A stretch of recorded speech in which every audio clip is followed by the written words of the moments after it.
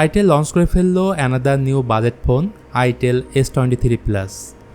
বলতে পারেন itel S23 এর বড় ভাইকে। ফোনটি দেখতে যেমন স্টাইলিস্ট, তেমনি এতে থাকছে curve AMOLED display, 16GB RAM, 32 মেগাপিক্সেলের selfie camera, in display fingerprint sensor সহ আরও অনেক কিছু। আর দামও আপনার সাধ্যের মধ্যেই থাকছে। সো এত কম দামে আসলে ফোনটি কেমন হবে জানাবো আজকের ভিডিওতে। শুরুতেই আনবক্সিংয়ের পালা। তো এই ধরনের বক্স পাবেন।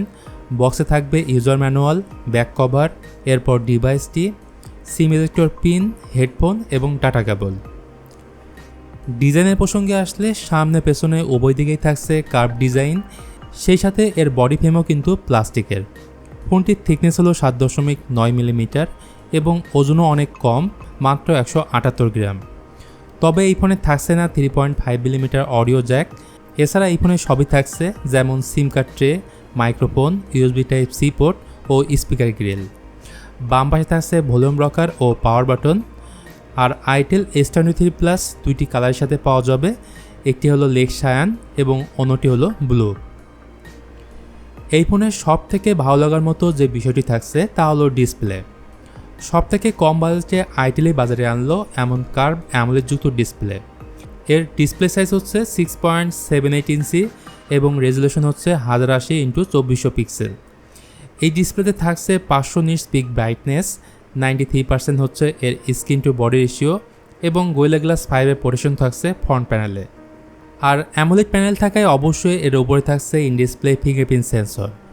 এছাড়া এখানে চ্যাট জিপিটি নামে নতুন একটি ফিচার যুক্ত করা হয়েছে, যেটা ভয়েস কমান্ডের মাধ্যমে কাজ করবে। এবং আইফোনের মতো থাকছে ডাইনামিক বার, যেখানে শো করবে battery status, incoming call, reminder এবং আনলক স্ট্যাটাস। সো এবার তাহলে ক্যামেরা নিয়ে কথা বলা যাক। এই ফোনের পেছনে থাকছে 50 মেগাপিক্সেলের প্রাইমারি ক্যামেরা এবং একটি এআই লেন্স, আর সামনে থাকছে 32 মেগাপিক্সেলের ফ্রন্ট ফেসিং ক্যামেরা। সো এই ক্যামেরা দিয়ে খুবই আহামরি ছবি পাবেন বিষয়টা কিন্তু এমন না, মানে সোশ্যাল মিডিয়া রেডি টাইপের ছবি পাবেন। তাছাড়া মেইন ক্যামেরা দিয়ে 10x পর্যন্ত জুম করে ছবি তুলতে পারবেন এবং ফ্রন্ট ক্যামেরায় থাকছে আই ট্র্যাকিং মোডের সুবিধা।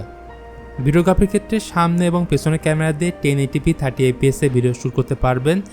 তো এখন তাহলে দেখে নেই এই রিয়ার ক্যামেরা দিয়ে তোলা বেশ কিছু ফটো স্যাম্পল, তাহলে একটা ক্লিয়ার আইডিয়া পাবেন। তো ব্যাটারি হচ্ছে এই ফোনে আরও একটি বড় স্ট্রং পয়েন্ট, কারণ এই ফোনে থাকছে 5000 mAh ব্যাটারি এবং 8 ওয়াট ফাস্ট চার্জিং সাপোর্ট করে। কিন্তু বক্সের সাথে থাকছে না কোনো চার্জার, যেটা আপনাকে আলাদাভাবে পারচেস করতে হবে। সফটওয়্যার বা ওএসের ক্ষেত্রে itel S23 প্লাসে থাকছে out of the box Android 13 based on itel OS 13। তবে আইটেলের তরফ থেকে তেমন কিছুই বলা হয়নি ইন ফিউচারে কোনো আপডেট আসবে কিনা। বন্ধুরা, এই ফোনের সব থেকে বড় দুর্বলতার জায়গাটি হচ্ছে পারফরম্যান্স, কেননা এখানে ব্যবহার করা হয়েছে এন্ট্রি লেভেল বা চিপেস্ট একটি প্রসেসর ইউনিভার্সিসো T616, যেটি 12 ন্যানোমিটার আর্কিটেকচারে বিল্ড করা।